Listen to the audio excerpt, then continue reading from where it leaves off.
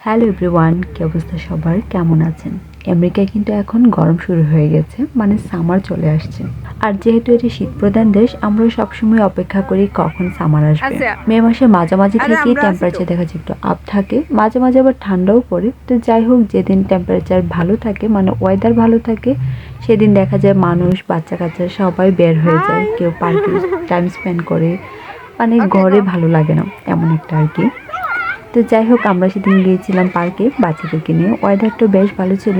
আর যেদিকেই যাই না কেন, যেখানে অনেক মানুষ থাকে, বাচ্চা কাচ্চার হইচই থাকে, আমার সেই জায়গাটা খুব ভালো লাগে। কারণ একদম শুনশান, নিরিবিলি, শব্দ নেই, মানুষজন নেই, এরকম জায়গা আমার একটু ভালো লাগে না। আর আমেরিকার মানুষদেরকে কিন্তু খুব একটা বাইরে দেখা যায় না, কিন্তু যখন পার্কে বা সামার টাইমে বিশেষ বিশেষ পয়েন্টগুলোতে দেখা যায় অনেক মানুষ আসে, ক্রাউড থাকে।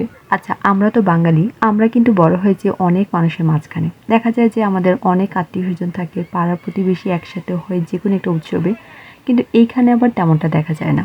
কিন্তু আমরা তো মানুষ, সামাজিক জীব। দেখা যায় যে আমরা যেসব মানুষের সাথে পার্কে দেখা হচ্ছে, তাদেরকে কখনোই দেখিনি, কখনো চিনিও না, বা তাদের সাথে খুব একটা কথাও হবে না, বা তাদের ভাষাও আমরা বুঝি না। কিন্তু মানুষটি দেখছি, অনেক মানুষের যে শব্দ শোনা যাচ্ছে, সেটাই যেন অনেক ভালো লাগে।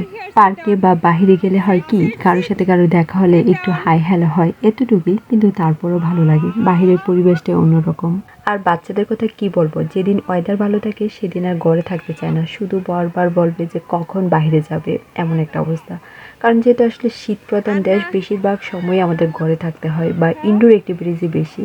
তো ওয়েদার যখন ভালো থাকে, আমরাও চেষ্টা করি বাচ্চাদেরকে নিয়ে একটু বের হতে। আমাদের ছোটবেলাটাও আসলে এরকম হইচইয়ের মধ্যে কেটেছে। যখন বিকেল হতো তখন মনে হতো যে কখন আমরা মাঠে যাব খেলাধুলা করতে, সব বন্ধুরা একসাথে হবে। যাই হোক, সবাই অনেক ভালো থাকবেন। সবাইকে ঈদের শুভেচ্ছা রইল। ঈদ মোবারক। সবার সামার অনেক ভালো কাটুক। আল্লাহ হাফেজ।